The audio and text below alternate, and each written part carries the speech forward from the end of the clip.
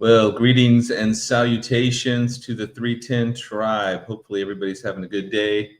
Yes, I'm using a green screen or whatever these screens are behind me because I'm sure you get tired of looking at my wall, my doors. Anyways, hopefully everybody's having a great day. Hey, Kylie, I see you. Lisa, Coco, Elijah, Caterlin, Susan, Pamela, Kathy B, Renee, Amy Potter. So good to see you. My mom's on here. Hey, Mom. I Need Jesus. Akira Haru. Did I say that right? Heather Margaret. Foreigner. Peacorns. Keith Wilson. Kelly. Gloria Minix. How is everybody today?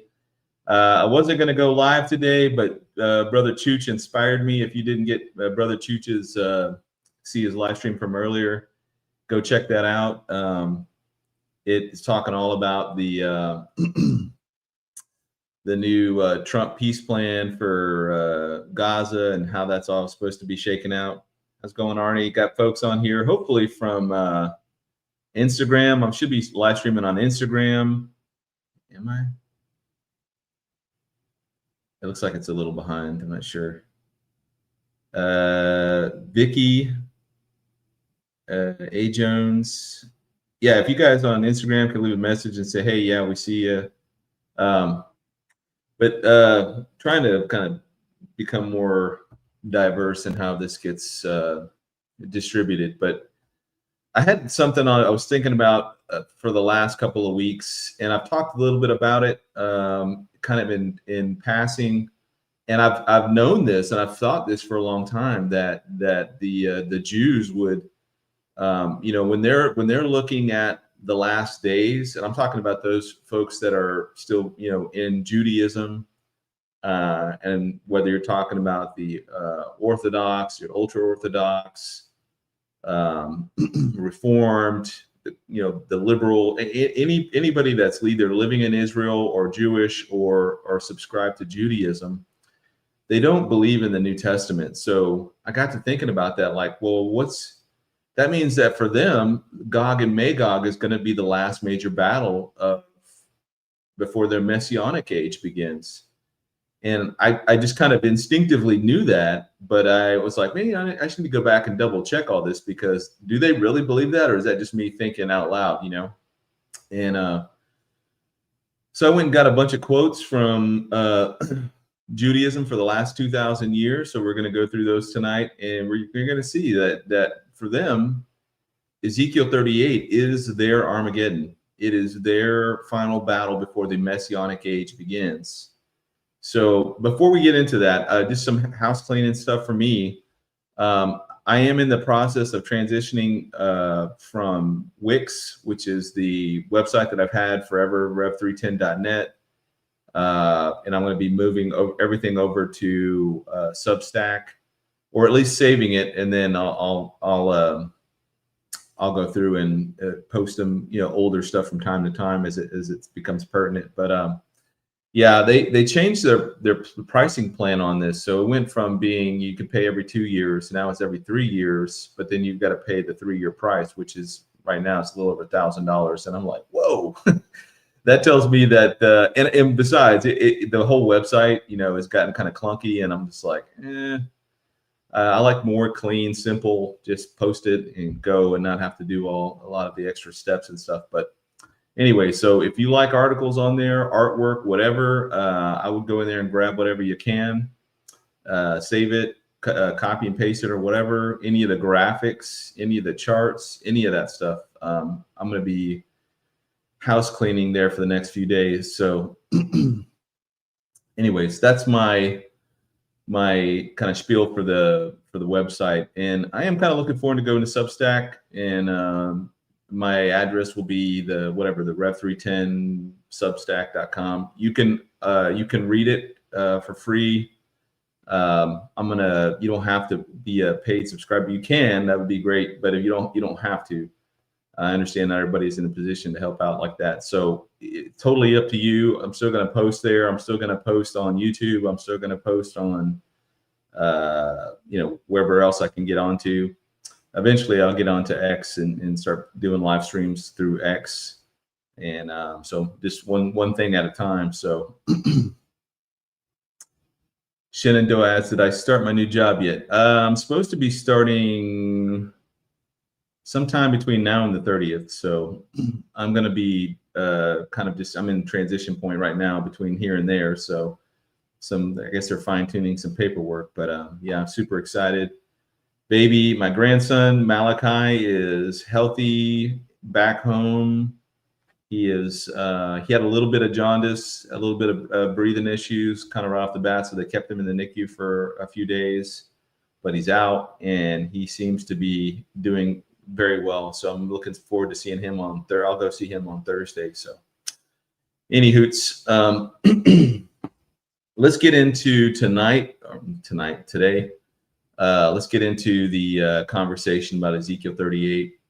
And I'm going to start here kind of doing a little context for everybody.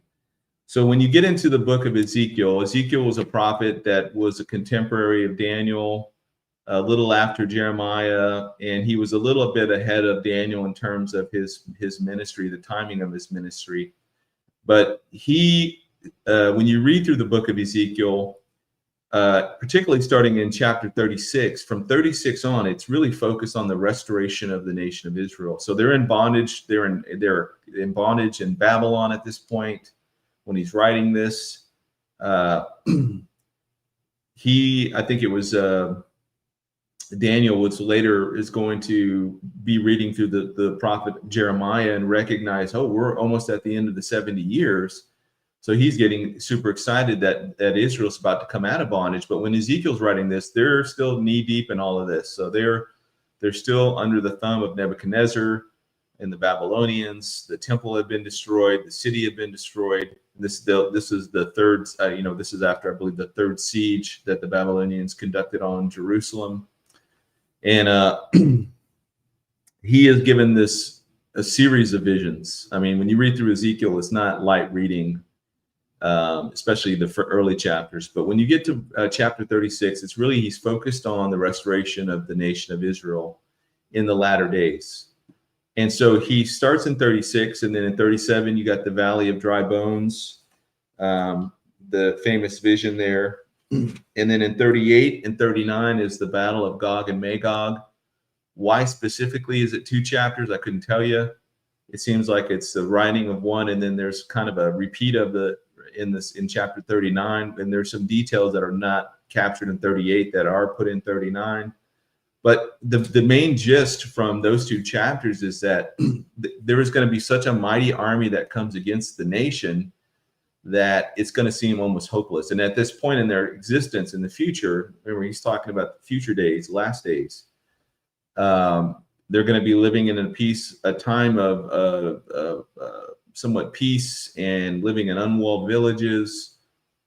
That might be just an archaic way of saying that, their cities aren't walled up like they were back in, their day, back in the day. So that may not speak specifically to the fact that it was this prevalent time of peace. But when you think back to the cities in the ancient times, all those cities had walls around them. Jericho, Jerusalem, all the big cities had walls around them. So when he's talking about in verse, let me see if I can find the passage here. In verse 11, he says, God saying, you will say, I will go up against a land of unwalled villages. I will go to a peaceful people who dwell safely, all of them dwelling without walls and having neither bar nor gates, to take plunder and to take booty, to stretch out your hand against the waste places that are again inhabited, against the people gathered from the nations who have acquired livestock and goods, who dwell in the midst of their land. So I don't know if it's the unwalled villages is necessarily talking about the fact that there aren't walls and they're able to still exist in some type of peace and security. But regardless of that, we know today they don't have walls around their cities. Now there are fences and there are partitionings and things like that for security purposes. But since October 7th, Israel's been on the warpath, getting rid of all the immediate threats in their immediate surroundings, whether it's Hamas or Hezbollah, the Houthis, various terrorist factions inside of Judea and Samaria, and I'm sure other groups there, that remnants of the PLO, etc. And they've done a pretty bang up job. The biggest thing they've been suffering from here in this conflict has not been, at least since October 7th, has not necessarily been militarily, it's been politically, right? And so we have all these world leaders coming out. The world opinion has come out against Israel, trying to get them to prematurely quit the war before Hamas is completely annihilated. So with Trump's Gaza plan coming out, I thought, man, this has just been on my mind for a while. I've been trying to figure out when to do it.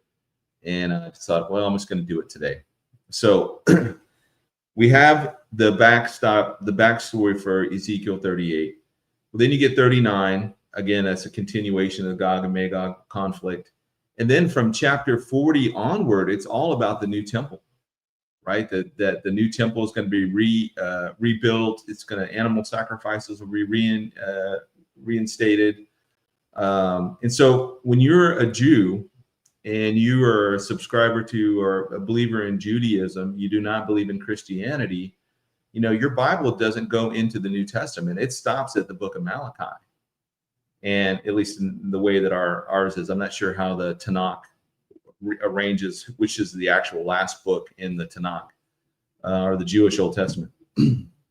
So they have they don't go into Matthew, they don't go into the Gospels, they don't know anything about the Olivet Discourse, they don't go into the writings of Paul, of John, of Peter, Jude, James, Hebrews, and the book of Revelation. So they don't have an Armageddon. They're not looking at Armageddon as that we look at in Revelation 19. They're looking at Armageddon as being Ezekiel 38.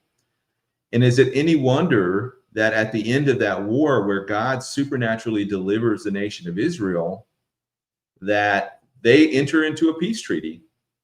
I mean, I used to wonder, how could they go right into a peace treaty? But then I got to thinking about it. For them, that's it. They're entering their messianic period. So there's a lot of implications here about what we can kind of read in between the lines on. If there is a Gog and Magog conflict in which God delivers them, and they believe that that's the final war before they enter into the messianic era, then that leads one to believe that whoever is going to make the covenant with many, Daniel 9:27, that peace deal that actually starts the 70th week, that guy should be here now and somewhat involved somewhere in the process of all this. If not, he might be in the shadows, kind of in the background, but still somewhere in the mix of what's going on here. Because I know since about 2000, we've had how many prophecy teachers have been kind of stomping the floor and pounding the pulpits on how close we are to Gog and Magog, the battle of Gog and Magog. And it certainly appeared like it at various times. Sometimes it seems really like we're on the cusp of it, and sometimes it backs off. And so we've had Vladimir Putin, Tayyip Erdogan, the prime minister or president of Turkey, and then we've had obviously the Ayatollahs in Iran. All have been in cahoots together in a way that they had never done that, in the history of those three countries. They've never been in any kind of alliances or agreements, all three together, because all three of those nations today, they were at one time empires, and their empires were all at odds and competing with each other. The Ottoman Empire was competing against the Persians. They didn't, they were obviously different flavors of Islam, Persia being Shiite, and then the Ottomans being Sunni Muslims, and then not only that, but the Sunni Muslims, the Ottomans are different kind of Turk, or different kind of I don't want to call them Arabs, but they're different from Arabs. They're not the same as Arabs, ethnically speaking. And just like the Arabs are not the same as ethnically like the Egyptians, they are close cousins, but they look at themselves very differently. If you called an Egyptian an Arab, he would be very upset with you, probably violent. Or you call a Turk an Egyptian. I mean, you can see how they get very sensitive about those kinds of things. So they see themselves as different, and they have different languages, different religions, different cultures, different histories. And so they've never been working together as allies against the nation of Israel. So if we back up a little bit, before World War I, there was no nation of Israel. So the Ottoman Empire collapses at the end of World War I. The Russian Empire collapses, and it goes through the Bolshevik Revolution. They become the Soviet Union under communism, and they're not led by a czar anymore. And then Iran at the time was known as Persia.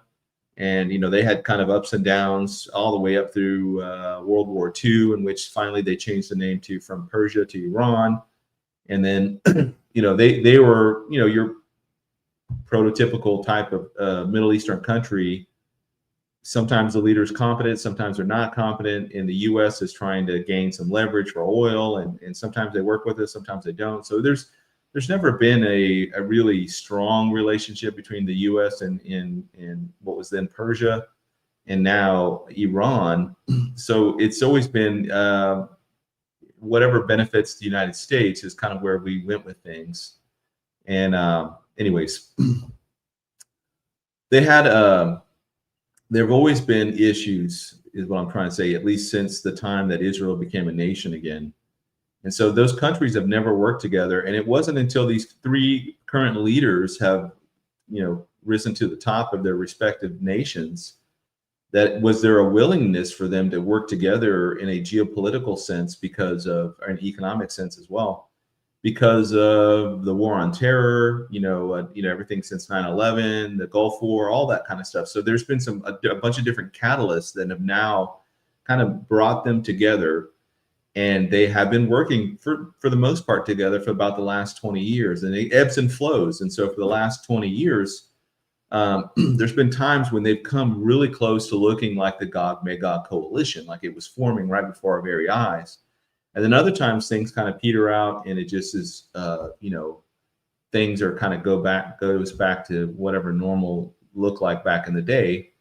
And, it just kind of comes back and forth. It ebbs and flows. And so, but it's that one prophecy, Ezekiel 38, those coalition of nations, that has been pretty frustrating to watch, because at times it seems like we're right there, then it kind of stalls out, and then some time goes by, and then it comes back again. And so I've got a photo from, I think, last year when Tayyip Erdogan, or it was Turkey, Russia, and Iran, all three were meeting together, I think in Syria or I can't remember where they were meeting, but they were meeting all together. And that photo went out everywhere, like, oh man, Gog Magog. You guys have probably seen this. So it's been a little bit frustrating, but now with this Trump peace plan in place, and it looks like they're trying to want to reinstitute some kind of a path forward for a Palestinian state. One thing that I did read from Netanyahu, he said that absolutely there will be no Palestinian state in Judea and Samaria, period. If they want to redo something with Gaza, they can. There's not going to be anything inside of Judea and Samaria. So I still think, and I still hold to the fact that it has to annex Judea and Samaria. I mean, that they have to. I mean, that there's no way for them to exist in peace and security in unwalled villages when they don't control Judea and Samaria totally. So with all that said, let's read through a little bit of Ezekiel 38, and then I want to get these quotes from these guys, and I'm going to apologize ahead of time because I'm going to butcher a lot of these guys' names. So I'm just a simple Texan. So Forgive me, but I will do my best to get their names correct. But I'm going to be pulling from the Tanakh, the Talmud, the various leaders from within the Talmud are speaking in the Talmud, like Maimonides, medieval commentators, Kabbalistic traditions, the modern Orthodox, and then the Hasidic. So I'll look at all that stuff, but I just want everybody to see this, and it's going to start to make sense why Israel jumps right into a treaty right after the Battle of Gog and Magog, even after God supernaturally delivers them. So we get a sip of go juice and we go. All right, chapter 38. Now the word of the Lord came to me saying, Son of man, set your face against Gog of the land of Magog. And I'm going to stop here real quick. If you go to Genesis 10, Magog is one of the descendants of Shem, or excuse me, of Japheth. And I believe it's Japheth. And the only time we see him, that name again, is in the Septuagint, the Greek Septuagint, when we read Amos 7. And it seems to indicate some supernatural qualities to this Magog character. So I don't know if this is a physical leader or if this is a political leader with the spiritual force behind him.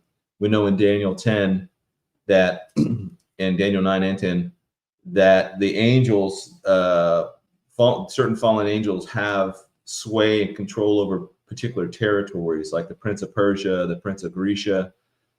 We follow that out logically. Every territory in the world, by their maybe even by their ancient boundaries, has some type of angelic force or host that is trying to influence that nation against God and against, the Bible prophecy. Set your face against the land of Magog, against Gog. Okay, son of man, set your face against Gog of the land of Magog, the prince of Rosh, Meshach, and Tubal, and prophesy against him, and say, thus says the Lord God, behold, I am against you, O Gog, the prince of Rosh, Meshach, and Tubal. I will turn you around and put hooks into your jaws and lead you out with all your army, horses and horsemen, all splendidly clothed, a great company with bucklers and shields, all of them handling swords. Persia, Ethiopia, and Libya are with them. All of them are with shield and helmet. Gomer and all its troops, the house of Togarmah from the far north, and all of its troops, many people are with you. Prepare yourself and be ready, you and all your companies that are gathered about you, and be a guard for them. After many days you will be visited. In the latter years you will come into the land who's brought back from the sword and gathered from many people on the mountains of Israel, which had long been desolate. And they were brought out of the nations, and now they all dwell safely. I'm going to stop there real quick. So we are seeing this, God is speaking out against this Gog of Magog. He is a chief prince, prince of Rosh, Meshach, and Tubal, which when you look at some of those areas seem to be indicating the area of Turkey, or back then it would, they would have known it. I guess they would have called it Asia Minor. That the whole territory would have been Asia Minor, but Turkey back then was broken up into many smaller kingdoms, right? It wasn't all just one monolithic country. And then to the far north, directly as far north as you can get, is Russia.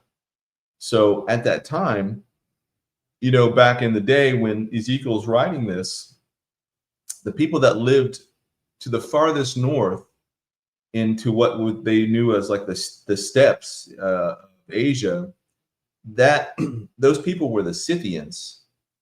And Herodotus, who is the father, they call him the father of history, he was a Greek historian, had traveled all through that area, but he was the one that identified them as Scythians. And then the Scythians, and like so many of these older barbarian groups and these other Gentile groups of people, they live and they thrive in an area for a while. Some of their culture survives, some do, most of it doesn't, because they're not, most of them are kind of nomadic. Well, they end up, going into a place, they conquer it, They're there for a while, then they get conquered. And so the cultures start just blending together. So originally this group, the earliest that we knew of them they were Scythians. And so they kind of, you could go from Russia kind of all the way to China, and that was considered the land of Magog, right? You could probably include in that groups of people, the Mongolians, Genghis Khan and those kinds of groups, basically nomadic people, horse riders, great warriors. And over time, and why you see the people in the Turkic countries, so like from Turkey, Turkmenistan, Kazakhstan, all the different Stan countries, a lot of those people are Turkic in ethnicity.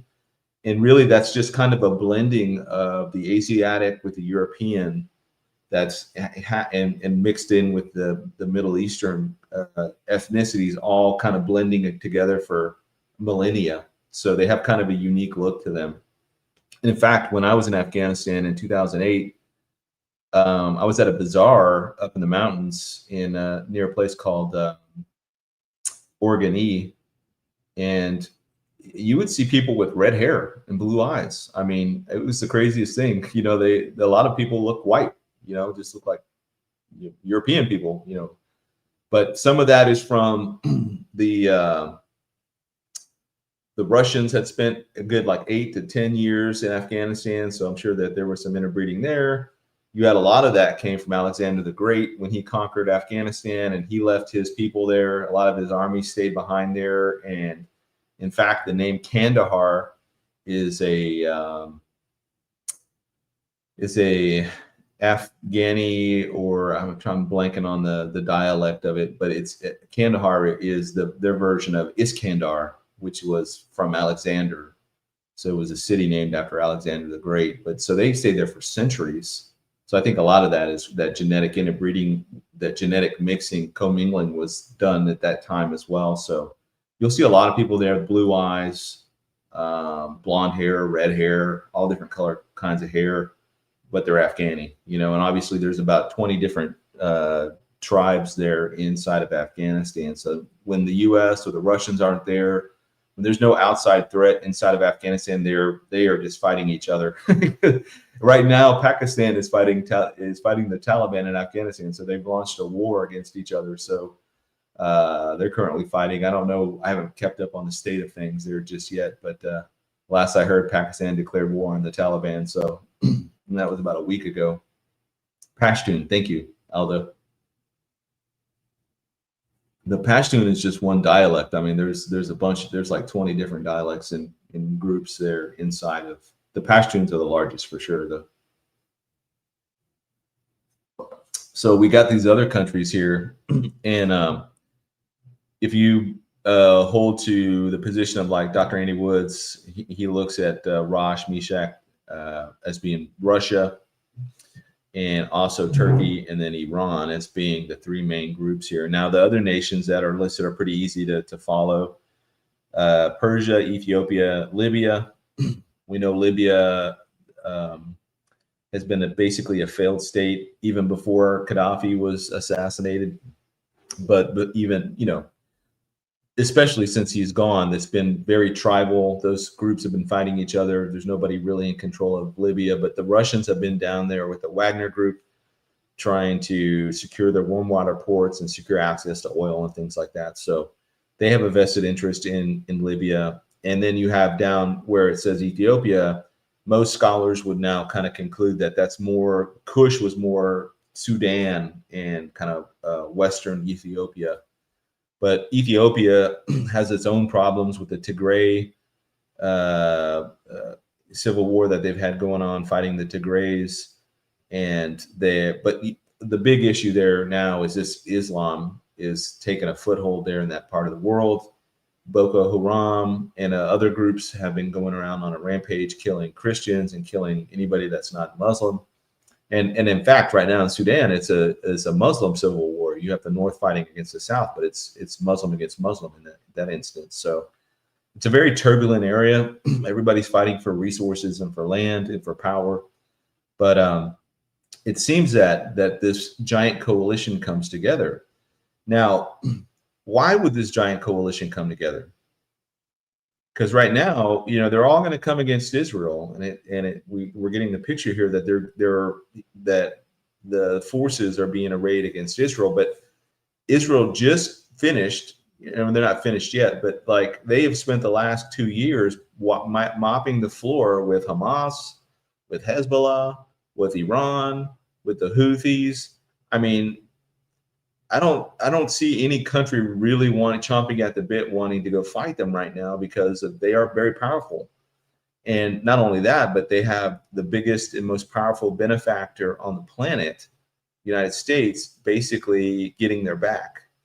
And when they need military aid, they can get military aid. When they need actual military support and fighting, the U.S., Operation, I think it was Midnight Hammer, we went in there and backed them up on the destruction of Iran's nuclear facilities, as well as, providing intelligence and providing all sorts of other things for them. But they also provide intel for us, and they provide a lot of things that the U.S., if the U.S. were to do that in the Middle East, it would be very costly to us. So it's a mutual relationship there that that has benefited each other. And then since Trump came in and in 2019, or was it 2019, early 2020, they came out with the Abraham Accords. And so the big prize in all this is to get Saudi Arabia on board, which in the passage is going to be Sheba and Dedan. And so we're going to see some countries listed that are going to march against Israel. And then we're going to see some other ones that don't march against Israel. So the difficult ones we come to are like Beth Togarmah, Gomer. There's some places in here that we're like, I've heard people say that that's Germany. The general consensus is that it's Turkey. And when you look, again, if you look back at the old maps of Turkey, you can see those people groups all live there, but they also came from other places. So they may have come out of Germany or gone on to Germany or to Europe and settled up there later on. So it's kind of difficult to say. So we do know some of the nations, and we don't know some of the nations for sure. Let me keep going. You will ascend, speaking of this Gog-Magog coalition, you will ascend, coming like a storm, covering the land like a cloud, and you and all your troops and many peoples with you. Thus says the Lord God, on that day it shall come to pass that thoughts will arise in your mind, and you will make an evil plan. You will say, I will go up against a land of unwalled villages. I will go to a peaceful people who dwell safely, all of them dwelling without walls and having neither bars nor gates. Now, what is this thoughts that arise, and what is this evil plan? And the only thing that makes sense to me, because I do view this war as being after the rapture, because when we read through the focus of who God is focused on here is solely focused on the nation of Israel, calling them my people, my land, and it's very claiming ownership over it is the best way to say it. And so the church, I mean, obviously the church isn't mentioned in Ezekiel, but there doesn't seem to be any need for the church to be there. But more, if you're looking at this from a strategic, perspective, why would these people now be emboldened to go against the nation of Israel, who's living peacefully and dwelling without walls, bars, gates? And it seems like they will have already finished wiping out the threats to their immediate borders. And, Bill Salas has spent a lot of time on this with Israelistine, the Psalm 83 war. I don't know if it's going to be called that or not, but by the time that this happens, Israel is going to be sitting in a place where they feel pretty comfortable.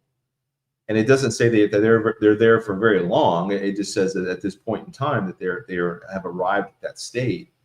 And so you have this Trump peace plan now. You have the Abraham Accords going on strong, which is the push for normalization with Israel, with all the rest of the Arab world and the Muslim world. And then you have the U.S. backing her, arguably the most powerful nation with the most powerful president we've had backing Israel, and something has to change that dynamic. And the only thing that I can think of that makes sense to me is it has to be some type of a global crisis. And to me, the fact that we see this shift change from God's perspective about who is he focused back upon, it seems to be the rapture is that final crisis that one, it removes the United States from being the playing that role of the benefactor, playing the role of the big brother. And then also, it also throws Western civilization into complete disarray. So if the US goes down, then all these countries that have been based or have their economies and their currencies and stuff based upon the strength of the dollar or upon American products or American energy or American military security agreements, etc., that would, to me,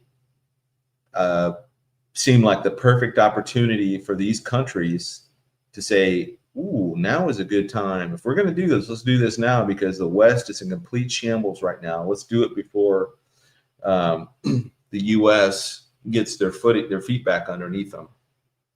And so, to me, the rapture is the crisis. Now, could it be some other kind of crisis? Could it be a complete economic collapse? Perhaps. It could be some type of another type of COVID event, where some new, but not something more real than COVID, like something that really has a high mortality rate, and like the second reiteration of the Black Plague or something comes along, and it really does wipe out a huge number of the population. It could be some kind of asteroid that hits your. I mean, there's a number of different things, but the thing that makes the most sense to me is it's the rapture of the church, and that again collapses the U.S. because even if you take 10% of our people out of the way, and that's a conservative number. I know some people think that's too generous, but I think that when you include children, up to the age of accountability, and you include the those with Down syndrome in Christians, all born again Christians at all strata of society, it is going to cripple the U.S. It wouldn't take much right now, but especially the U.S. is going to be very hard hit. And a lot of these places that are post-Christian, Europe is predominantly not Christian, even though they consider themselves a Christian.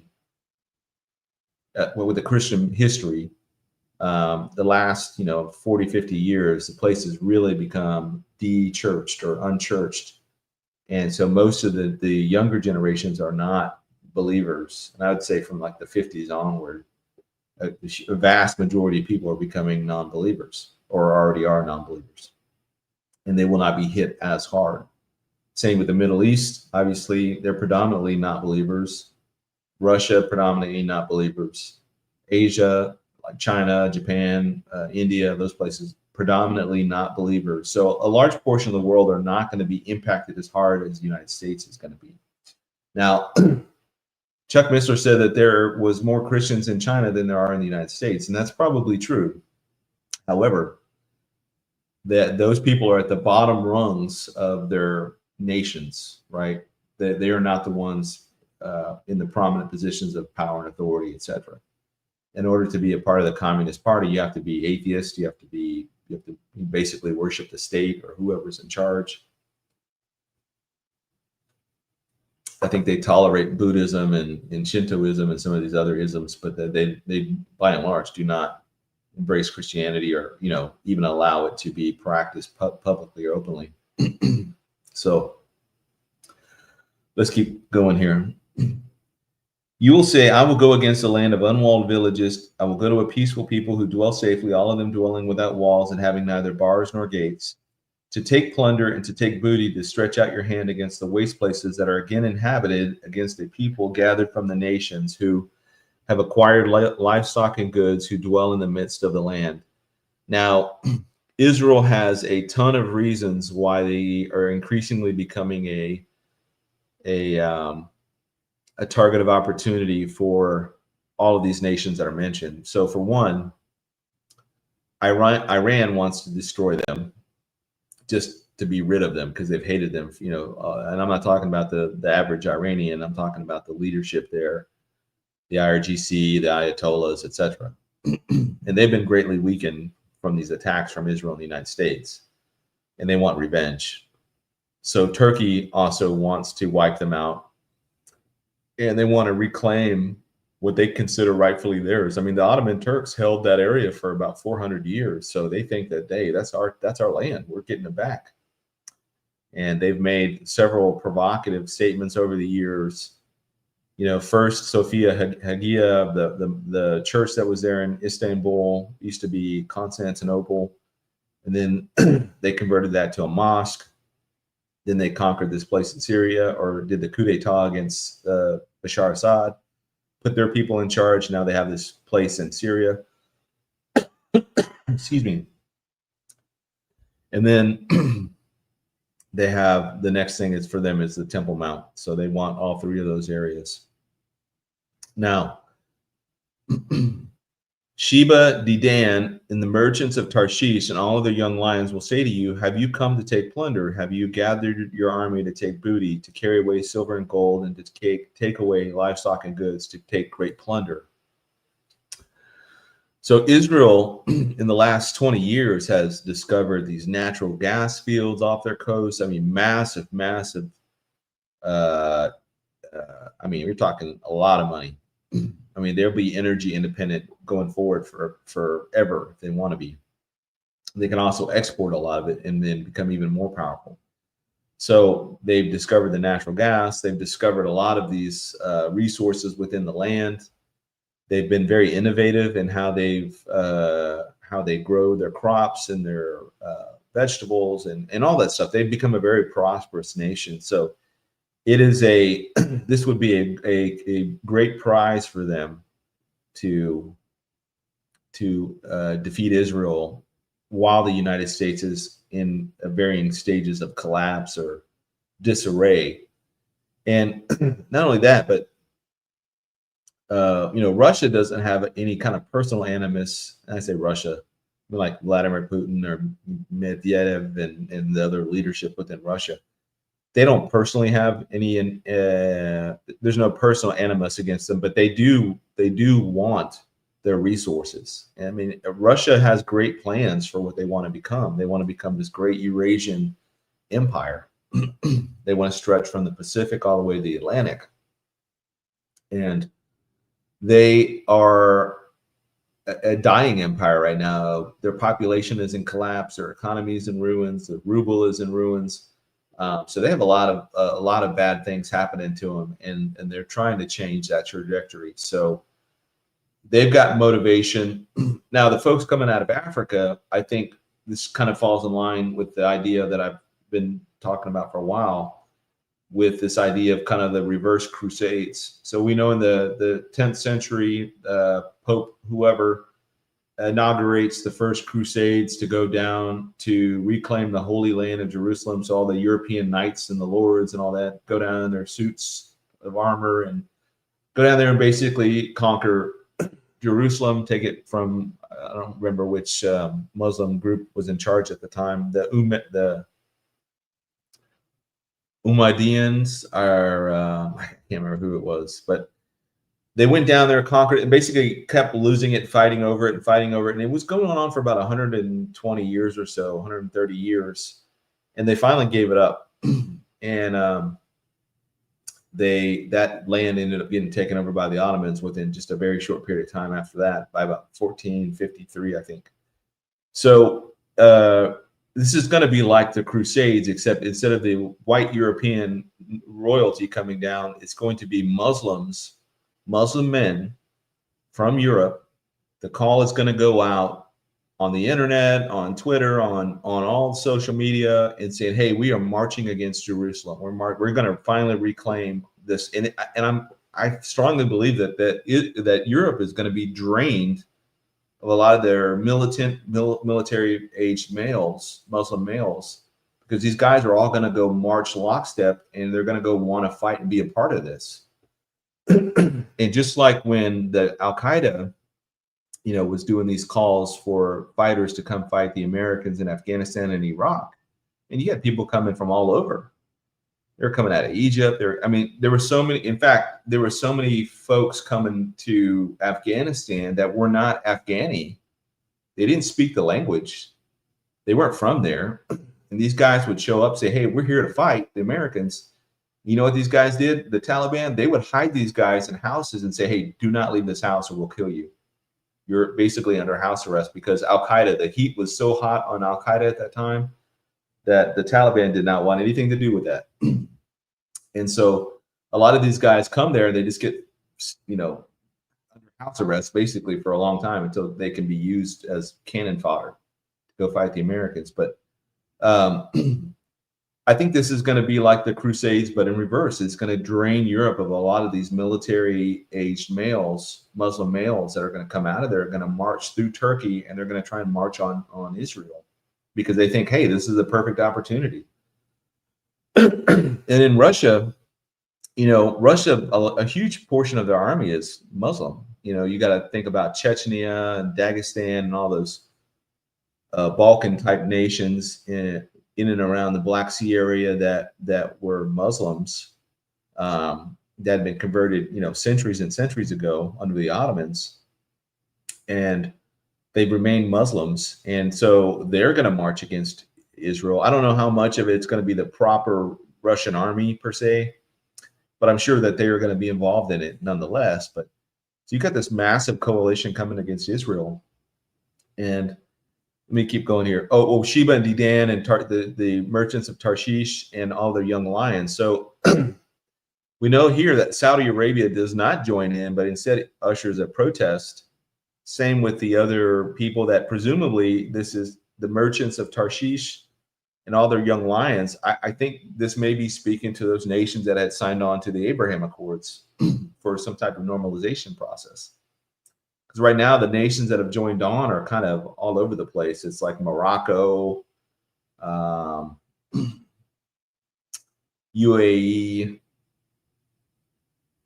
There's 4 or 5 nations, but none of the nations that are listed here are listed on that. I think Sudan might have joined, but I don't know how serious they were about that. So let's keep going. Therefore, son of man, prophesy and say to Gog, thus says the Lord God, on that day when my people Israel dwell safely, will you not know it? Then you will come from your place out of the far north, and you and many peoples with you, and all of them riding on horses, a great company and a mighty army. And you will come against my people Israel like a cloud to cover the land. It will be in the latter days that I will bring you against my land, so that the nations may know me when I am hallowed in you, O God, before their eyes. So this mighty army is coming, right? And God is going to allow them to come, and then he's going to wipe them out and destroy them. Now, a couple things here. Let's see.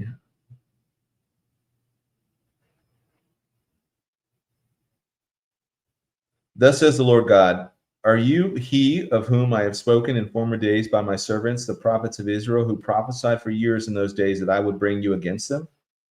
So God's taunting them there, but in kind of the same way that he called Cyrus 150 years before Cyrus was born. Said, hey, I'm going to use you to help my people. So here God is saying, are you the same people that I had my guys prophesy about a long time ago? And it will come to pass at that same time when God comes against the land of Israel, that says the Lord God, that my fury will show in my face.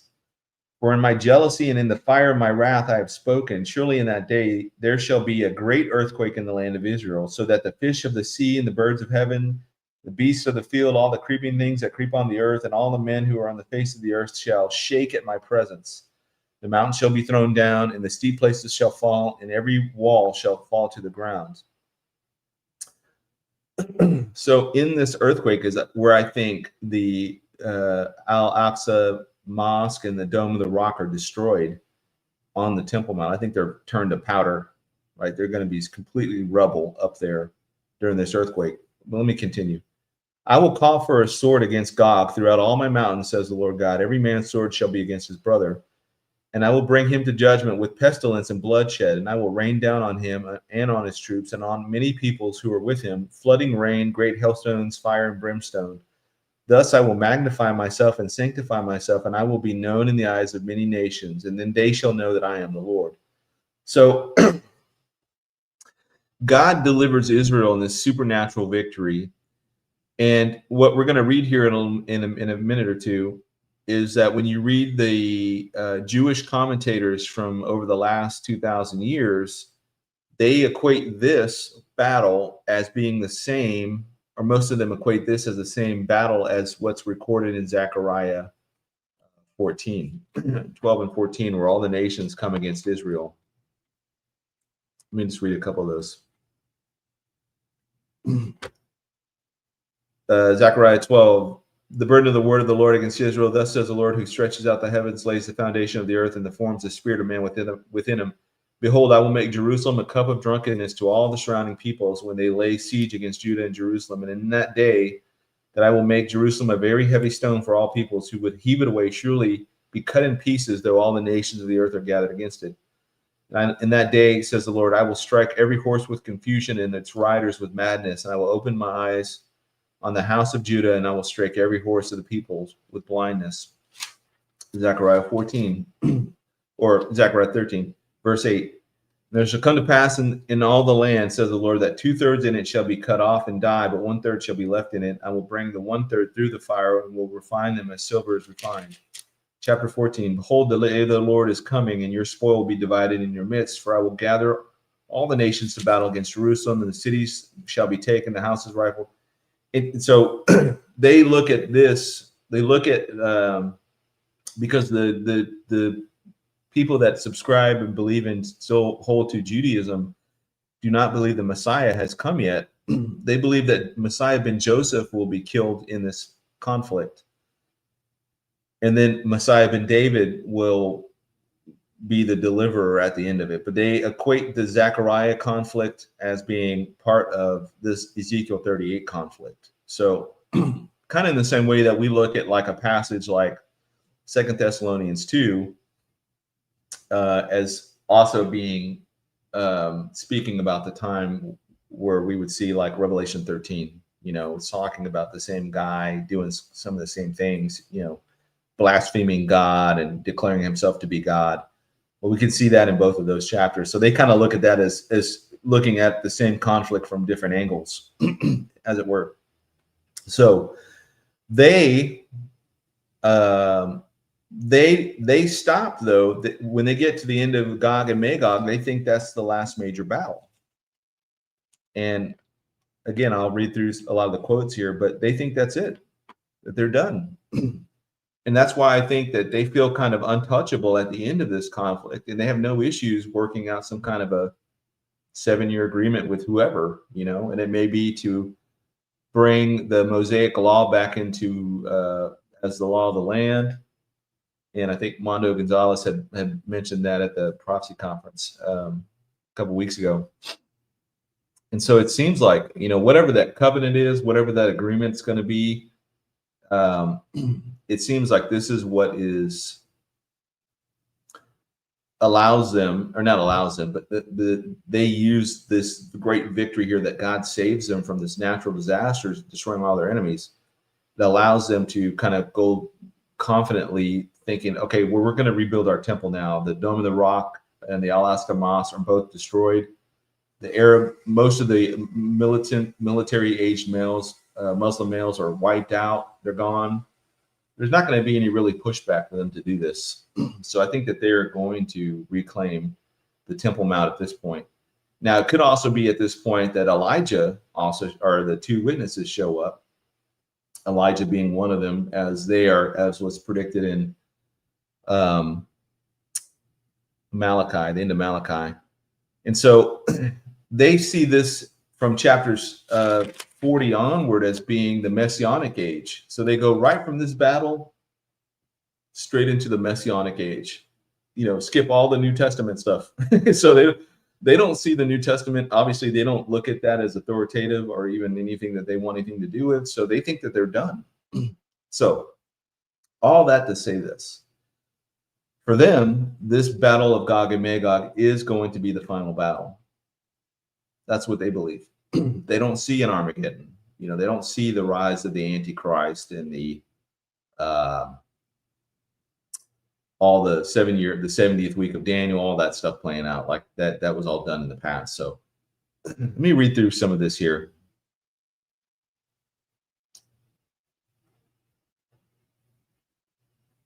Okay, so from Talmudic Judaism, and this is from the Sukkah 52a, quote, Messiah ben Yosef will be killed in the war of Gog from the land of Magog. After this comes Messiah ben David and the ultimate redemption, end quote. From the Avodah Zarah, the nations who see the war of Gog and Magog will lose heart. And it skips it a little bit and says, it is the great trial before the reward of the righteous, end quote. From the Sanhedrin 97b, the wars of Gog and Magog are part of the final sequence events before God renews the world.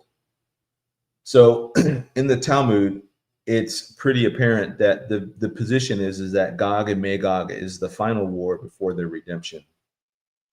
So from the Midrashic and mystical traditions, from the Midrash Tehillim, based, I guess that's based off of Psalm 118, all the nations surrounded me. This refers to the war of Gog and Magog. And 3 times will Gog and Magog come against Jerusalem. Eldad and Medad's prophecy, so this is from Midrashic tradition, quote, Gog, king of Magog, will gather the nations against Israel, but God will destroy him by fire. From the Zephyr Zerubbabel, so this is the medieval apocalypse, the last enemy of Israel will be destroyed by the Messiah before the final redemption. So again, the Midrash portrays Gog as that last and ultimate enemy before who falls right before the Messianic kingdom age begins. Maimonides, this is from the Hilkot Melachim 11 and 12, quote, before the war of Gog and Magog, Elijah will appear to prepare Israel. So it places the war within the halakhic sequence of the Messianic age. So even the most rationalist branch of Judaism affirms Gog and Magog as a real future final war. So from the medieval commentators, this is around the 11th century. Well, the quote is from a website. It's Breslov magazine. And the title is called Kaddish of Gog and Magog. And the writer here is a guy named Howard Morton. He writes this.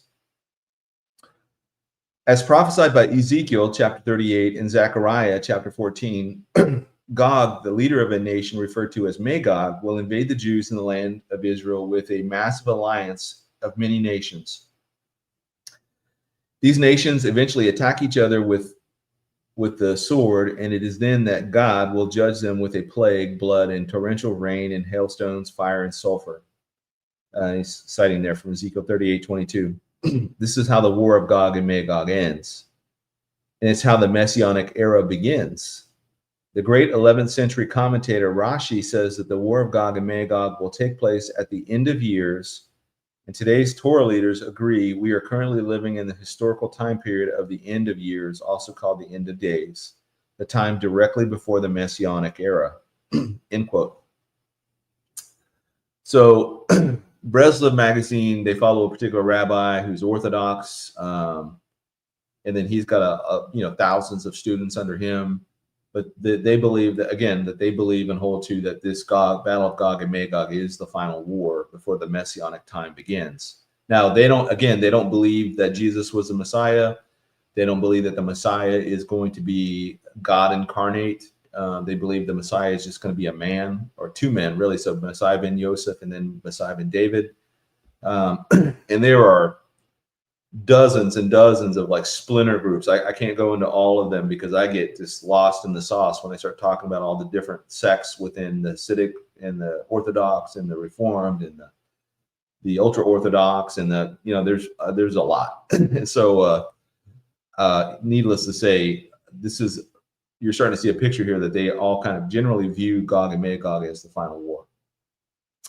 Malbim, who was I don't know who he is, from the 19th century, wrote this on Ezekiel and Zechariah, quote, "This is the war that ends all opposition to Israel and brings the final redemption." So they believe that this battle of Gog and Magog brings final redemption for them.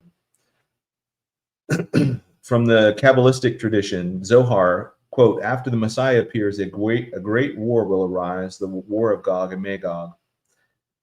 Now, when they're talking about Messiah, they believe here too that it's Messiah ben Yosef, not Messiah ben David, so the man of peace and then the man of war. Leshem, who is cited widely in Orthodox teaching, quote, "Gog and Magog is the final purging war before the revelation of God's kingship," end quote. So again, you see this is pretty prevalent here in these opinions of these very influential Jewish leaders throughout the last 2,000 years. From Chabad Lubavitch, which is I believe a Hasidic teacher in the Orthodox groups, quote, "The war of Gog and Magog will be the war that ends all wars." Quote, "After Gog and Magog, hatred of Israel will cease forever." And quote, "This war marks the end of exile and the beginning of the Messianic age." So this is the kind of the modern Orthodox position here. And then we have from the general Orthodox position, quote, "Gog and Magog is the ultimate defeat of Israel's enemies at the dawn of the Messianic era." I think my Instagram stopped. I think Instagram only goes for about an hour. Okay, from the Jewish Encyclopedia, and this is the academic consensus, the classic encyclopedic summary, quote, "Gog and Magog represent the last great battle of history, the final assault on Israel before the Messianic age." From My Jewish Learning, which is a website, the Sepharia summaries, quote, "An apocalyptic final war that ushers in eternal peace and the ultimate defeat of Israel's foes." And this is talking about Gog and Magog.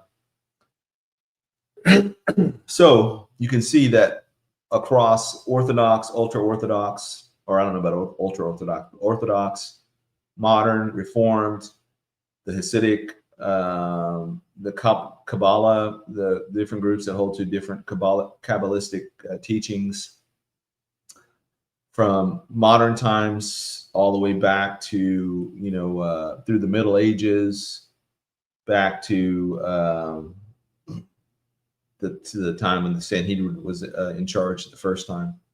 They believe that this Gog and Magog war is the final war, and at the end of that, their Messiah ben David will arise, and that will usher in the Messianic age where Israel is now the head of nations, goes on to be like Isaiah 2, Isaiah 11, nations will beat their swords into plowshares, and it's forecasting a utopic age where Israel's in, basically the head of all nations, and all the nations will come to worship in Israel.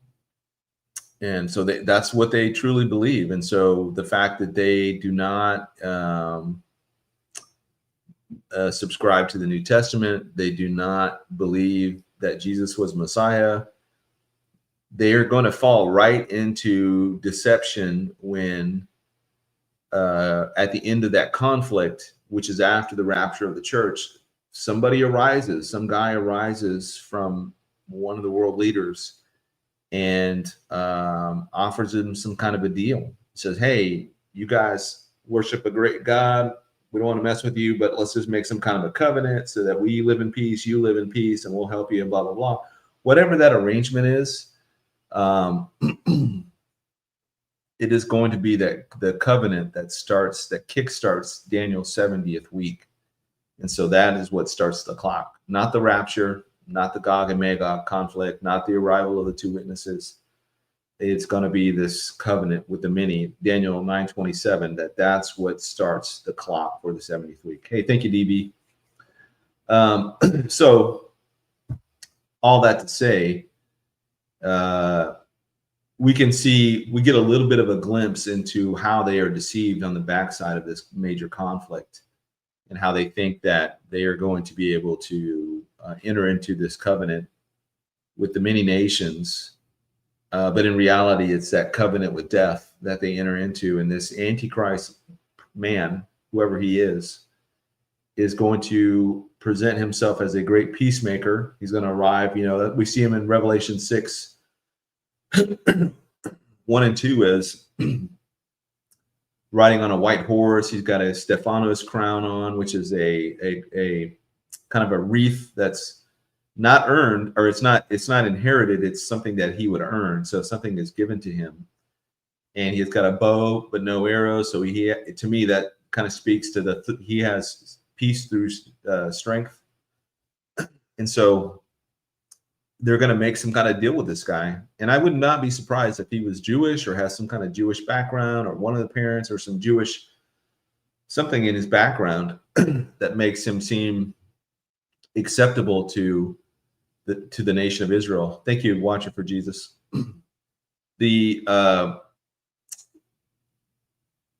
The reason I don't think that the Muslims are going to be a factor going into the 70th week, and when I say the Muslims, I mean the current threat right now is Muslims are taking over everywhere.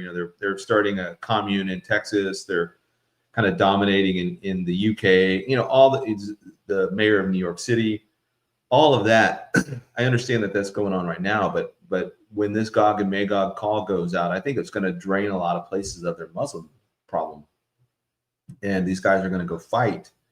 They're just going to get wiped out, by God supernaturally. So that's going to leave a big vacuum. That's going to be the second major vacuum that happens. So the first vacuum, power vacuum in the world, is going to be the U.S. collapsing at the rapture. Now, the U.S. is still going to be there. We're still going to be on the map, and there's still going to be cities and things like that. But the United States is not going to be the United States. It's not going to be the same as we were. It's not going to be a constitutional republic. It's going to probably be broken up into different sections. And now I'm talking about inside the 70th week. There'll be some new way that the United States exists. It won't be the United States anymore. It'll probably be territories, regions, whatever. But this, the rapture, to me, seems like the right crisis that happens. And so, anyways, that's my thoughts on that. I did want to back up. I keep talking about this like that the Jews think that's the final battle, but I just was curious of myself. I was like, I've been talking about this.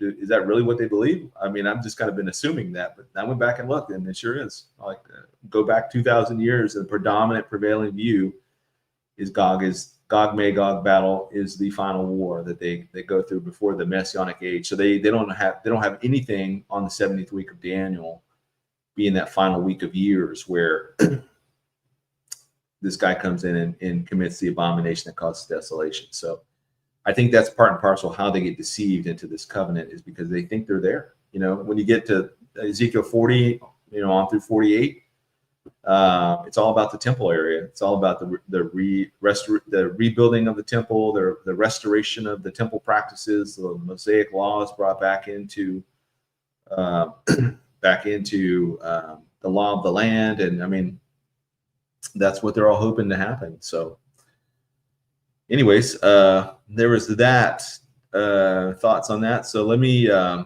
know there's probably a ton of questions now. Excuse me, I've got like a frog in my throat or something.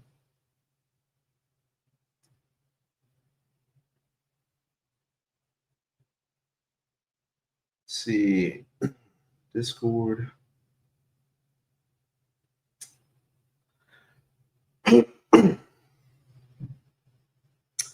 Okay, this is from I Need Jesus. It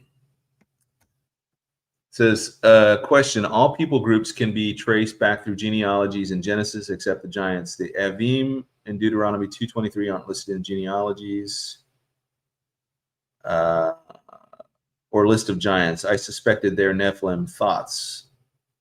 The Avim, I don't know who that is. I'm gonna have to, I saw that last night, but we were kind of pressed for time. Let me write that down. The Avim in Deuteronomy 2:23.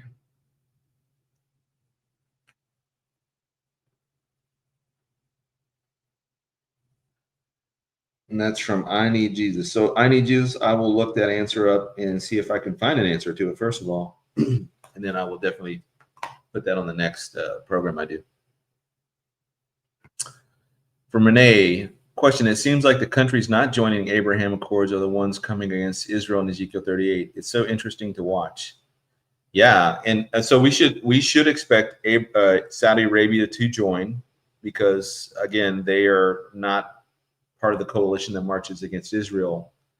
And I lived in Saudi Arabia for a year, working there with their military, and I can tell you right now that those guys couldn't fight their way out of a wet paper bag. So, and that, I don't mean to offend any Saudis, and if there's anybody watching from Saudi Arabia, for example, about a month ago, people were freaking out that Trump was going to allow Muslims from Abu Dhabi or from wherever, UAE, to go attend a flight school in Idaho. I remember people were freaking out about that, but those guys go to flight schools in America already. They in Fort Rucker, and they go to Australia, and so there's different places in the West where they go to do their flight training. The big problem with those guys is that when they get done with their flight training, like when they graduate from flight school, I mean, they might only come out with like 200 hours, and they think they're done. They hang their certificate on the wall, like, hey, feet on the desk, like I've accomplished what I need to accomplish. And I can tell you that with 200 hours under your belt, you don't know anything. You know enough to get yourself killed. That's about it. But for them, they're done. They've got the certificate on the wall, block checked, so they think that they're done.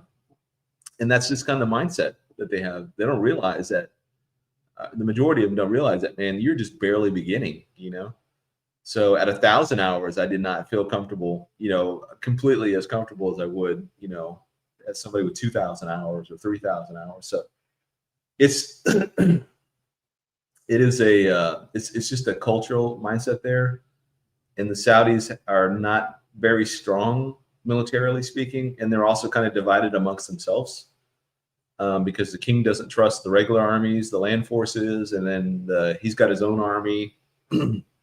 And then, their military is very stovepiped, if I can put it that way. There's 3 different groups within their military, and they basically have kind of like a federalized law enforcement branch that handles everything internal to Saudi Arabia, the kingdom.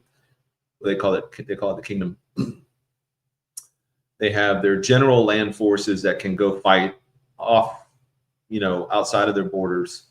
And then they have their National Guard, which is not like our National Guard. Their National Guard is like the king's personal army. So and they don't work well together. In fact, they don't really like each other. So the king keeps them separated for a reason, so they can't overthrow them.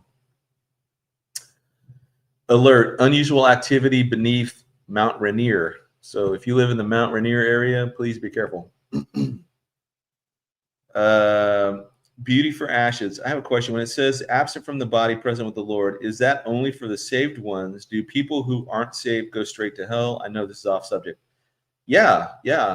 Basically, to be absent from the body is to be, Paul's writing to believers here, but he's talking about the minute you die, your life doesn't even end.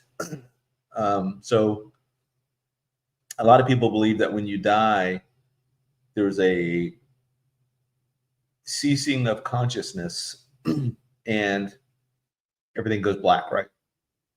Especially for the unbelievers. They just think that you die, you blank off into nothingness. But if you listen to John Burke and all the near-death experiences he's gone through, like the 1,200 cases he's gone through, the overwhelming consensus is for those people that were brought back for whatever reason, these were people that clinically died, no brain function, no heart function, nothing. And some of them dead for a long, like 30 minutes, brought back. There's a lady that was I think she was some kind of a doctor, and she got trapped under they were canoeing, and she got trapped under a waterfall. And she was held underwater for 30 minutes by the force of the water and everything, the way, it was swirling. She was drowned for 30 minutes, and she still came back to life. So every one of them said that there was no ceasing of consciousness. They immediately, as soon as their physical body died, they were awake. and more alive than they'd ever felt before. And they basically, it took them some of them kind of got it right away. Some, it didn't click for them, that they're looking at their own body on the ground or whatever, and that they're realizing, hey, I'm not even in my body anymore. So for the believer, obviously, that is going to be, so this is also teaching and speaking against soul death or soul sleep, where people, I think it's in the Seventh-day Adventists believe in soul sleep, where you just die, you just blank out until the great resurrection at the end. But there's an instantaneous introduction into the heavenly realm, whether we're escorted by angels or, you know, however that works. I think that should be a very comforting thought, that we don't cease to be conscious. We don't blank off into nothingness. We wake up out of our physical bodies and we feel more alive than we've ever felt. And so if you're a believer and you're being escorted to heaven, and you're seeing the wonders of everything. I mean, you're smelling colors, you're hearing sounds you've never heard before, you're seeing things you've never seen before. Everything is more alive than you've ever, you know, the water is more real, more blue, you know, all that stuff is accelerated to the nth degree. And those people that die before the rapture are going to be in this kind of spirit body. So Paul talks about that as being naked. And he says that we have this we're in a tent. The bodies we have right now are like a tent, but the bodies that we'll get in the rapture is going to be like a building made from God. It's going to be indestructible. We're going to be immortal, incorruptible. But what we have right now is a tent. So if you've ever gone camping and slept in a tent, you know how flimsy those things are. And our bodies truly are flimsy, you know. So, but there is no ceasing of consciousness. So in the story that Christ spoke of between Lazarus and the rich man, who I believe they gave him a name, and his name was I'm blanking on his name right now, but Jesus, when he was doing these parables, never used real names, but in this story he used real names. So he's speaking of a real event here. And so the rich, or the poor, you know, Lazarus dies and he's immediately carried off by angels. And then the rich man, when he dies, he immediately lifts up his eyes in torment. And so he lifts up his eyes in torment. Like, I mean, he dies, and then the next thing you know, he's looking up and he's in flames and in pain. So I think that it's going to be very instantaneous. It's not going to be this ceasing of consciousness or anything like that for any period of time. I think it's going to be pretty instantaneous. Thank you for that question, Beauty. Asset Ministries, or this is from Eric. What is the difference between the Al-Aqsa Mosque and the Dome of the Rock? So obviously, I think the dome was there first, and then they later on built the actual mosque there. I don't know how much later afterwards, but they're two different structures. So one is an actual mosque, and I think one is maybe a historical reference for, you know, Muhammad slept there or whatever, you know, whatever they claim he did there or something. There was some type of Muslim historical thing created there for them. Squid the Hippo question: at the end of the 1,000-year reign, will there be another rapture, or what event will bring in the final judgment day once the 1,000-year reign is over, or do we all just appear in heaven? Well, let's see what it says. Revelation chapter 20, verse 7. Now, this is at the end of the 1,000 years. So 1,000 years will have already transpired. We right now, the church, will be in our glorified bodies at this point, all throughout that time, ruling and reigning with Christ. And there will be a population on the earth. I'm estimating that, you know, think about it this way, like Adam and Eve started out with just 2 people, and then they had their children, and then the world population by the time of Noah, around 1,650 years later, you know, it's estimated to be in the billions. Think about how many children you could have over hundreds of years. So and then those children having children, and so on and so forth. So and then at the end of the flood, right, you're starting out with 8 people, Noah and then his 3 sons and their wives. And then within just a couple hundred years, the population again is beginning to balloon up, And so it seems to me that if there's any number greater than 8 that makes it into the millennial kingdom in their natural bodies. So we know a third of the Jews are going to be preserved through the tribulation, hiding out in Petra or wherever they are hiding at. So they're going to go into, I don't even know what that number would be. Let's just say it's 1,000 or 10,000 people. You can just imagine, and then all the Gentiles that make it into the kingdom, either tribulation saints or whatever, they will. That population is going to skyrocket immensely, and it's not going. The world's not going to be like it is today. It's going to be restored back to a former, its former self in a way. So you're not going to have these large areas where nobody can live, or like you're not going to have the Sahara Desert or the Gobi Desert or Antarctica or the great, Siberia, places where people can't live because of it's too cold or too hot. I mean, everywhere is going to be temperate. It's going to be fertile farmland. It's going to be great weather. It's going to be paradise. And so the earth is going to yield back its full strength. And so people and communities and civilizations are going to thrive like crazy. So it could be like 20 billion people at the end of this, right? At the end of this age. And it says in verse 7, now when the 1,000 years have expired, Satan will be released from his prison. So he was cast into the abyss. He was chained up and cast into the abyss for 1,000 years. And then presumably him and all of his forces are kept at bay for this whole time period. So Satan will be released from his prison and go out and deceive the nations which are in the 4 corners of the earth, Gog and Magog, to gather them together to battle, whose number is as the sand of the sea. Let me stop here for a second. So the reason I think that it's called Gog and Magog here is the same reason that we see in Ezekiel 38, that these guys, these Muslims that are going to be coming in that battle, they're going to be coming from all over. They're going to be coming from all over, from Europe, just the north, the south, the east, the west. This is the same picture here. Satan is going to go out and deceive the nations. He's going to mass an army that is as the sand of the sea. So if the world population at that time is 20 billion, you can imagine a very large percentage of this is going to be wanting to change things, right? They're not going to want the King Jesus ruling anymore. They're going to want things to go back to the way it was in the old days or whatever.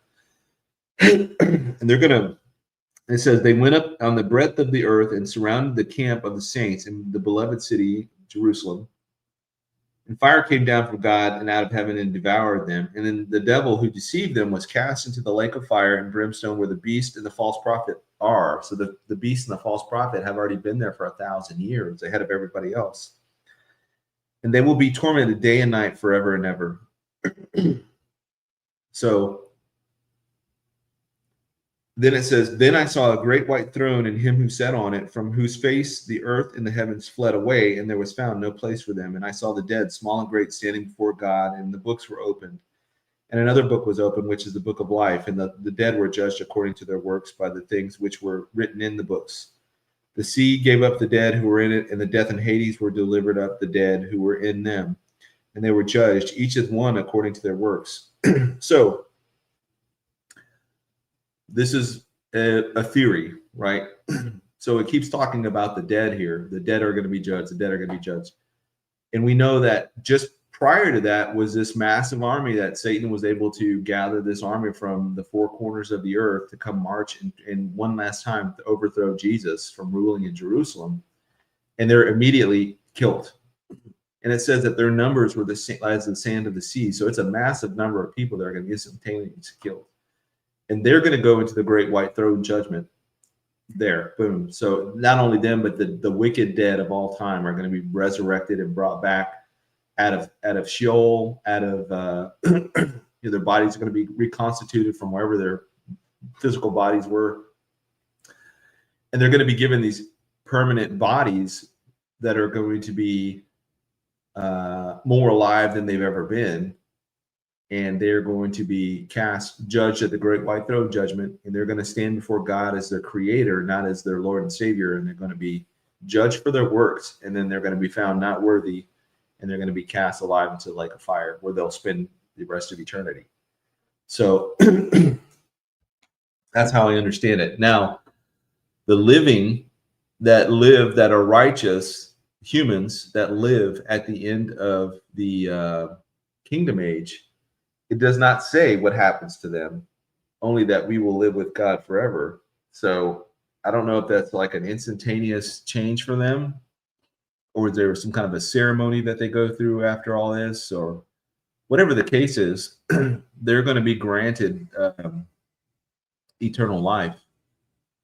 And I think also that it's going to be a little different.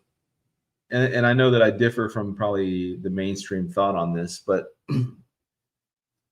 when you think about, how we're saved now, we're saved by grace through faith. But what is faith, right? Faith is believing in something you can't see. It's the earnest expectation of let me read that in Hebrews 11.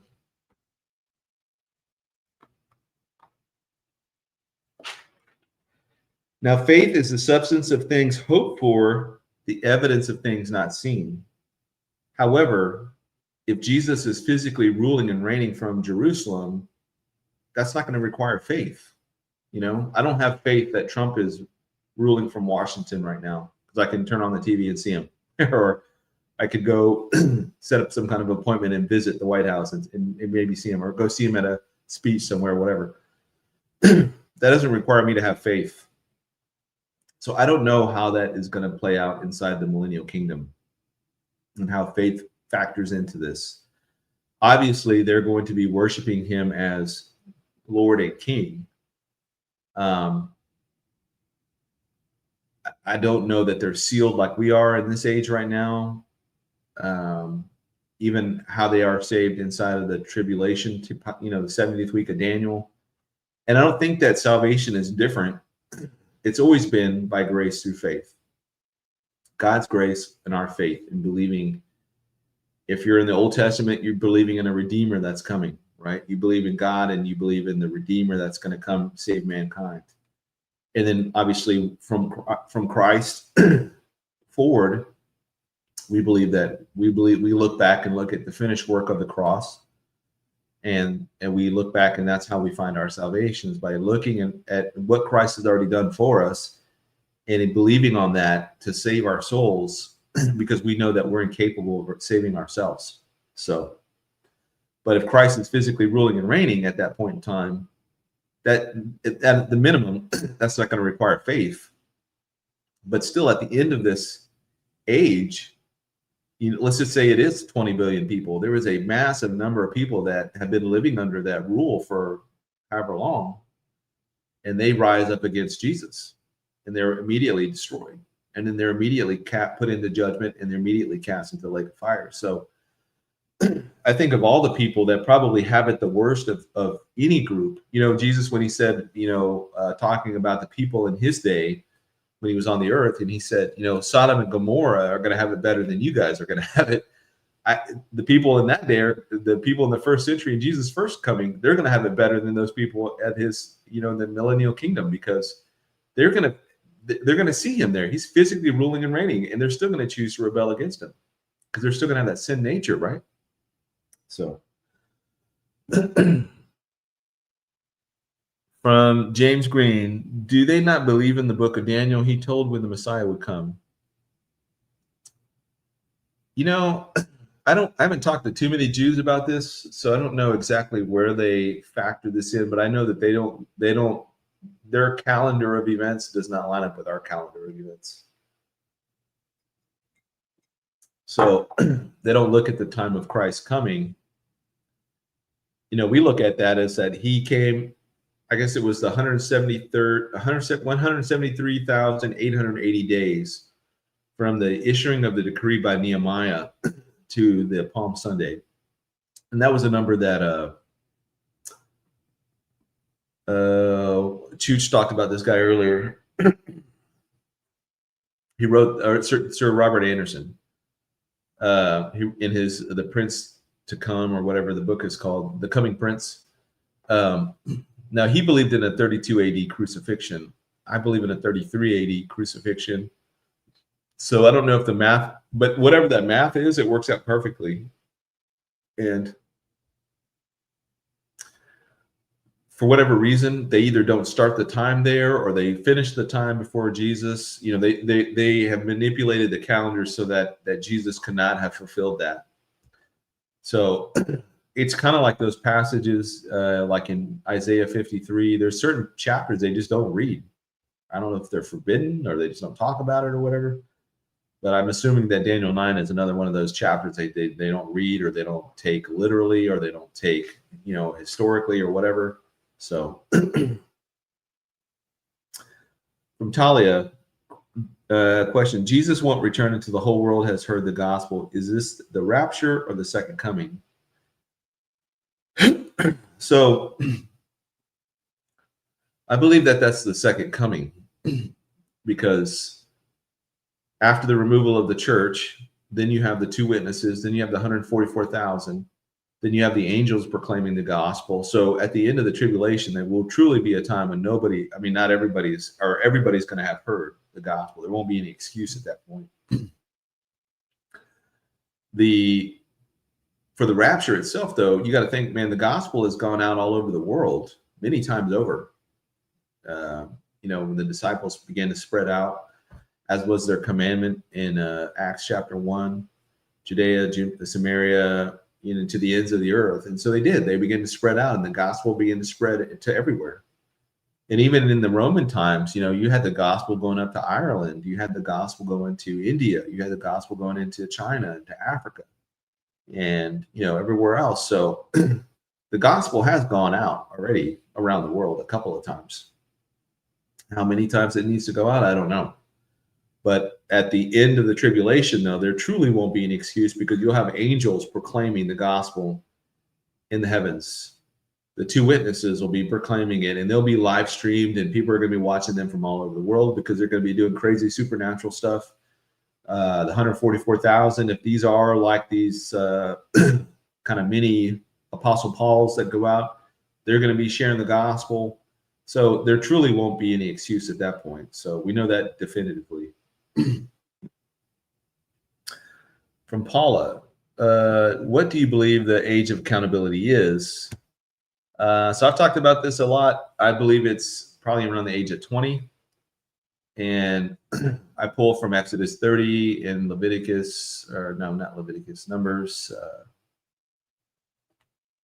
Go back to it.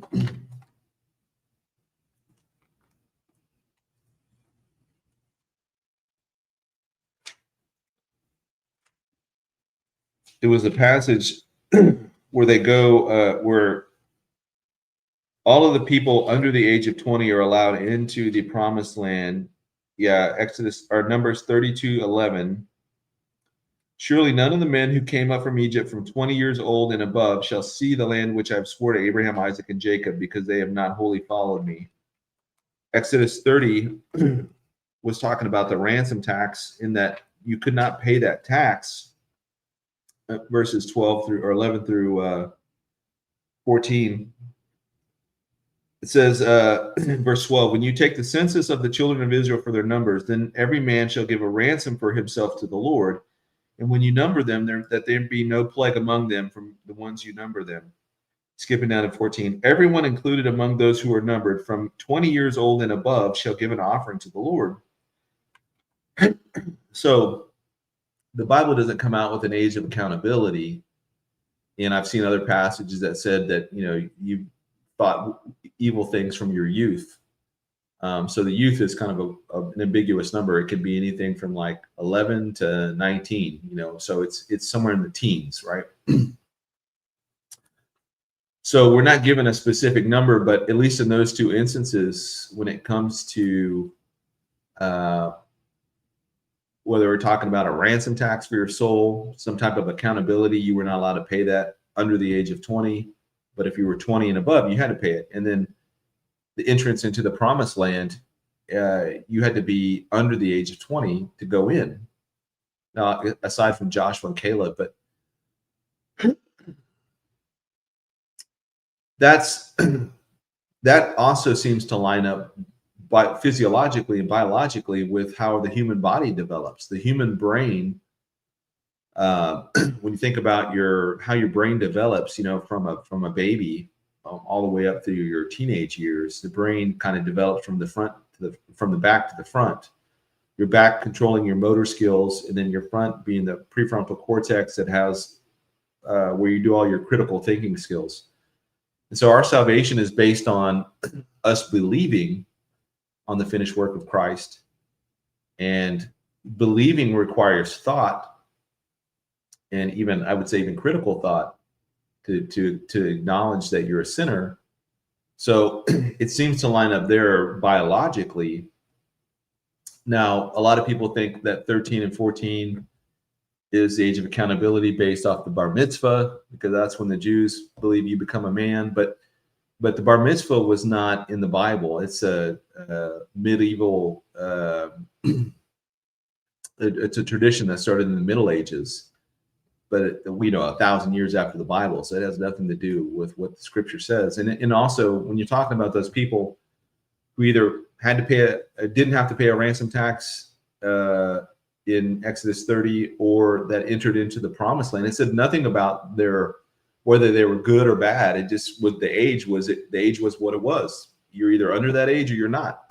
Had nothing to do with their standing, whether they were good or bad. It said nothing about that. So I think when we think about maturing, growing up, we think about, somebody at the age of 5 knows it's wrong to steal a cookie or to kick a puppy or, whatever. They may not know that inherently, but they kind of know that they shouldn't be doing that, right? And so I think it goes beyond that it's beyond just knowing right from wrong. I think it's also understanding consequences for your actions and being able to appreciate consequences for your actions. You think back when you were a teenager, when I was a teenager, we've done all kinds of dumb stuff that we would never do as adults because we know better. But we didn't think those things through when we were a teenager because we were, young and dumb, and we just thought we would live forever anyway. So anyways, I hold to the age of 20. That's just my opinion. Believe what you want. I haven't found any other age in the Bible that is any better explanation than what I just gave you. So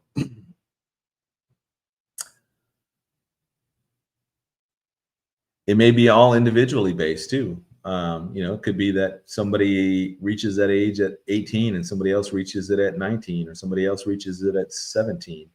I don't think it's younger than 17 though. You're talking about God, even as humans, we have laws for children versus laws for adults. If I'm 17 and I commit a crime, the laws are going to treat me differently than if I were 18. So if we fallen humans, can appreciate the differences between adulthood or personal responsibility or, the actions of a minor, I think God's law is going to be even more perfect and probably more merciful than what we would even do for ourselves. From Janita, question. So will the Israelites be cleaning up the bones and placing markers by any body found during the 7-year tribulation? That's a good question. And there's a lot of debate on this. And I guess it depends on whether you hold to, or where you place the Battle of Gog and Magog. Some people I place it before the 70th week of Daniel, after the rapture, but before the 70th week of Daniel. Some people place it at the beginning of the tribulation. Some people place it at the end of the tribulation. So if it's when I think it is, then there needs to be at least 3.5 years before the start of the 70th week, because by the midpoint of the tribulation, we know that Antichrist commits the abomination of desolation and just starts killing Jews left and right. So I don't know that there's the last thing Jews are going to be worried about at that point is cleaning up the bones and stuff. They're going to be too busy they're either going to be getting killed or they're going to be hiding, fleeing for their lives. So I think for me, that's why I don't mind seeing a gap between the rapture and the 70th week, which would mean it's much sooner for us, our departure. But I know not everybody holds to that, but it's not anything I can prove definitively or for or against that position either. Nobody can argue, I mean, because none of us know when the rapture is going to happen exactly. So we know we're in the season. We're looking at the geopolitical alignments happening in places like Russia, Turkey, Iran, all the stuff that's happened with Israel here in the last couple of years. So we know we're close. We just don't know exactly how close. And I guess it's the last one. Melissa Tate, question, will the 1,000 years feel like 1,000 years for the saints as well, or do we experience the outside of time in our glorified bodies? I think that we will experience time very differently than those people that are living on the earth, even though we're going to be conscious of the time. We're not going to be bound by that time. We're not going to be governed by time in the same way that they'll be governed by time, if that makes sense. And also, we'll be in our glorified bodies. And so if we're able to travel like Jesus traveled, 1 John 3 says that John writes that we'll be like Christ. We'll be able to do the things that he was able to do after the resurrection. If that's what he meant and that's what it means, then, if I want to go sit on the rings of Saturn, I can just travel at the speed of thought. I can think about it and I'm there. And I can live in space and not be impacted by the lack of oxygen or the extreme cold or all the other things that prevent us from really traveling uninhibited in space. So if I want to go to the bottom of the ocean, I will be able to do that. So we'll be in our glorified forms. So again, we won't be bound by time, but I think we'll be conscious of time. Much in the same way it is in Revelation 21 and 21, talking about the healing of the nations and the leaves there, and it'll change through the seasons. And so there will be time. Time will still exist. I think the sun will still, or the earth will still travel around the sun. The sun and the moon is still going to be there. Now things are going to be different, with Christ, ruling and reigning on the earth, as well as having the New Jerusalem, etc. So again, we'll be conscious of time, but we will not be bound by time.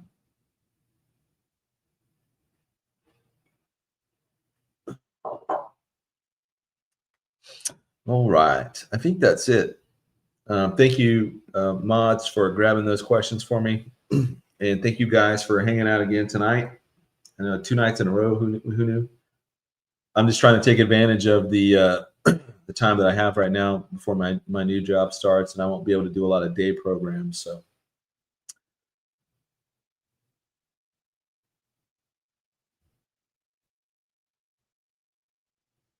just looking through some of the comments here. No, I think in the millennial kingdom, though, there will be a requirement. This is a crazy thought, to look at the people in hell. I don't know how that's going to work out. I don't know the logistics of that, but people at that time are going to be required to go and look down in there and see, hey, that's your fate. If you, as a warning, do not mess with God. So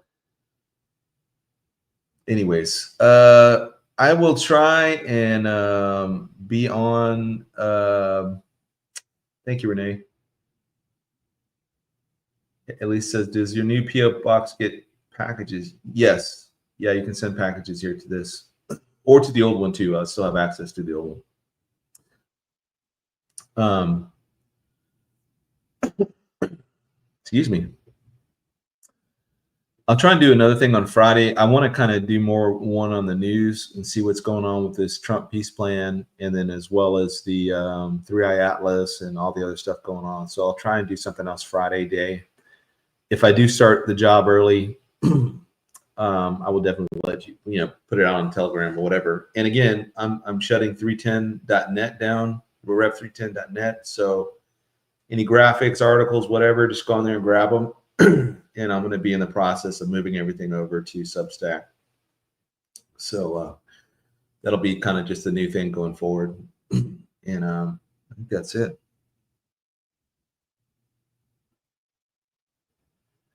Did NASA release the photos? They're supposed to be live streaming, I think, tomorrow. So I guess they'll be releasing the photos tomorrow. So just if you're on YouTube tomorrow, just check that out. They should be. I don't know why they're live streaming and they've disabled the comments or whatever section on this. So, but I'm going to be trying to watch that and see what's going on with NASA and what they've got. So, all right, guys, thank you. And I don't know who's on tonight, if anybody's on tonight, but go back, check out Chooch's live from earlier. He did a short update on this Trump peace plan. I think he went into more detail than I did on it. So I just wanted to share with you my thoughts on Gog and Magog and why the Jews rush right into a covenant right at the end of that. So that's all I got.